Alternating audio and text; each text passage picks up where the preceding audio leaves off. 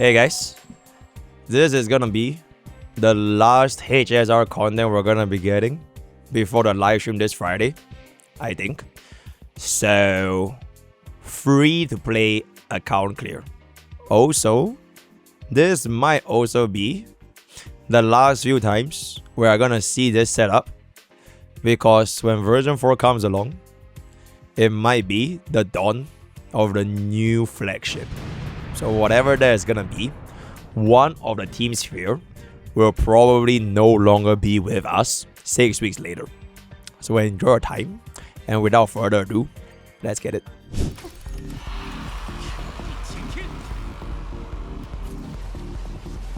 Okay.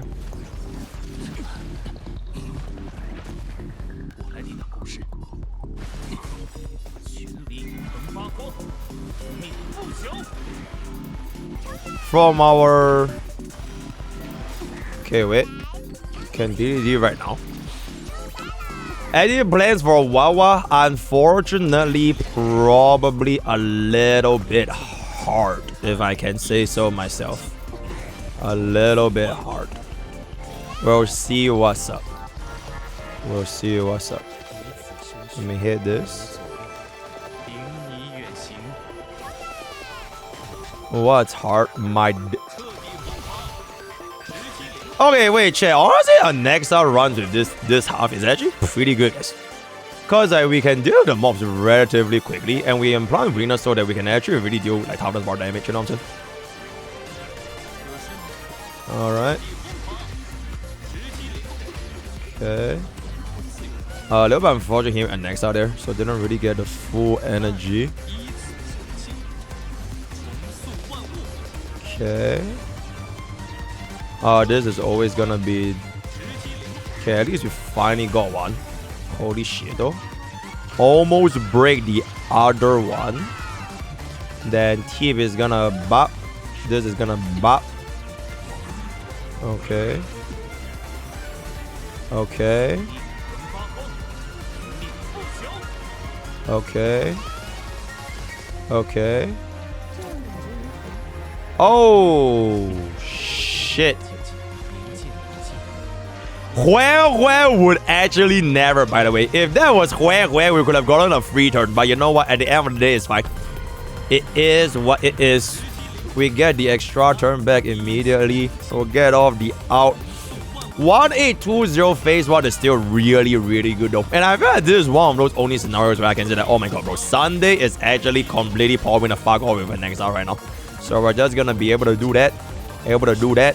And then we are gonna be able to see phase 2 on 1820. Dude, this is actually my clear better than my main account. Wait, it actually might clear better than my main account. 1820 phase 1 is crazy, bro.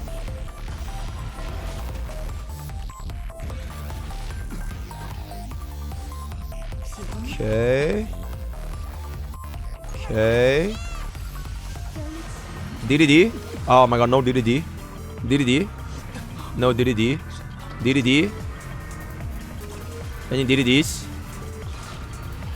Okay, small DDD. Small DDD. Okay. We unfortunately lost the weakness implant here. But I think it's still okay. Because we would have implanted here. This is 5, right? Okay, that's 5. Okay, 6. Goes for the buff. Gets it out. And Dragon will go back in again. Okay. Okay.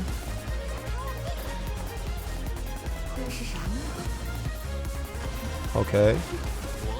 We'll just continuously try to kill the dinosaurs, right? Because if we kill the dinosaurs, then like we deal like stupid with toughness bar damage anyways. And we get this. E4 Bronya Sunday and Anaxa meme.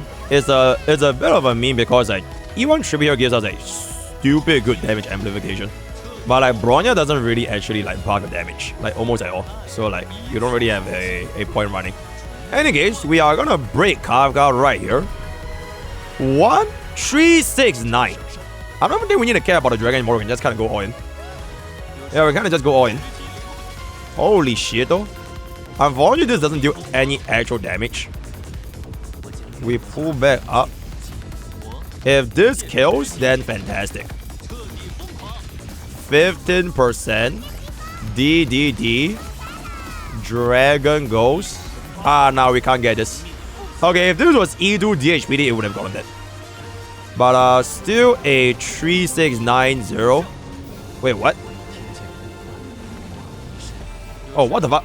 Wait, why did my Anaxa lose the fucking turn? Okay, I have no idea what happened, but 3639 for Anaxa main DPS. Sunday actually putting in really clutch. If we ran with D Herda, I think it could have still cleared, but it would not have cleared as good. Yeah, it would not have cleared as good. So that's the main thing. And then to no one's surprise, I think we're just gonna let our trusty friend do the battle over here.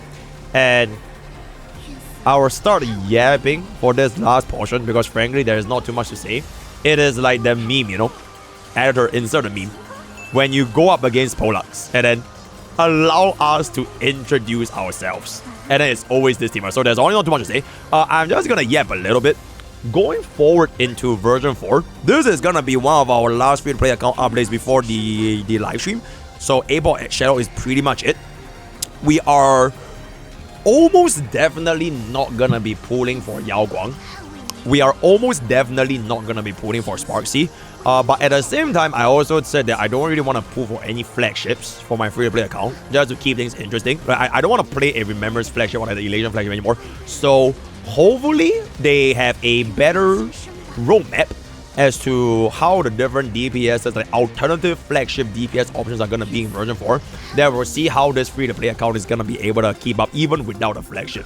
I would personally really want to see if there's going to be a really good E1 support, then we'll go for that. I know that when it comes to like DPS, the general sentiment is that as a free-to-play, you don't really pull for islands on the DPS, right? Especially overcommitting to an E2 DPS, because that can be very costly. So I will keep DPSs at E0. It's not even just a perspective of like saving costs, but I think it just makes sense. Because E0 DPS allows you to pivot a little bit easier. Like for example, if I pull for E2 Herda back in those days, it will be way more difficult for me to pivot away from D Herda. And all of my Remembrance flagship, they're all E0, right? So I think that's just a natural thing to do. For my support, if any one of them has a thing like E1 Tribute again, I will go for it. Because E1 Tribute till this day is still really, really fucking strong. We're still going to see play. And worst come to worst, we're just jumping into Team 3. So it's going to be fine. So I would like to see what is going to be the E1 Tribute of Elation. So we'll build a team around that wheelchair at the start. And then as we are skipping the Elation flagship, I will kind of need to see like what is the sustain option. Because the thing with flagship is they run a sustain, right? Hyacinth is the Remembrance flagship sustain.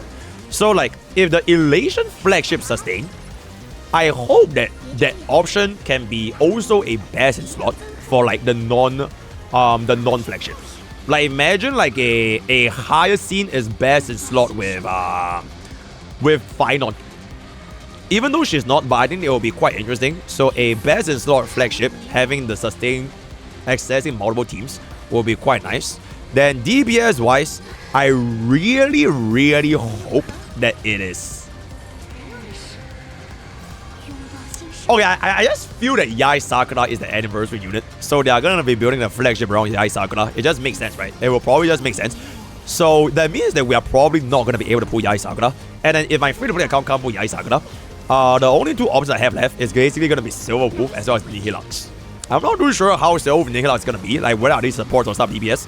But Silver Wolf was already a support for the old Silver Wolf. So maybe our free-to-play account might just end up not pulling a lot of units until the second half of the roadmap shows up. Yep. Hopefully Nihilux is not in the flagship team though. But somehow it feels like Nihilux is gonna be like... She feels like the Evernight of Elation. Cause like they gave her like quite a lot of marketing materials, right? But in any case, with that we have come to the end of our yap here. 3835 full auto, getting us a 7474 clear on our free-to-play account. Very, very exceptional. Why am I have no interest on Blade as well as the other guy? Because I just generally don't really want to play guys on my free-to-play account. And I feel like that is a relatable sentiment, because like if you're gonna be chasing waifus, right? Chasing waifus, if the man is gonna be meta, you're probably gonna avoid them. So I'm also keeping Bob like kind of relatable by not pulling for mens, not pulling for flagship, and doing a slight bit more like better resource management by only going for selective vertical investments, right? Because as of right now, if you can kind of just take a look over here, we currently have a grand total of a kabillion pools. So we are more than prepared for what is to come in version 4. And this also basically marks the end of Amphorius, right? Bob has been with us for more than a year. After this entire year with Amphorius, we are ready to take our journey as our free-to-play account to the next chapter. Final cost for Bob's investment. I think we put roughly 14 costs in this entire version. So this is E0. Everyone is E0 S1, so that's 8 costs. 9 because E0 S0. This is a lucky tempo. I don't even know. Bro came from nothing. So 9, 10. This is free. I'm not going to count this. 11, 12, 13, 14. Yep. So in the grand total of 1 year, we got 14 costs in 1 year. Okay, I guess 15, because we also got an S1 out of the S, right? So 15 costs in 1 year.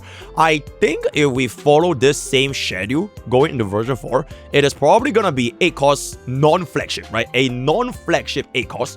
And then the other kind of things, we'll see whether or not we want to get the additional investments, right? So that's pretty much going to be that. It's like an APOC Shadow version 4 roadmap for my free-to-play account, all that kind of stuff. So let me know what guys in the comments below where our day is going to be.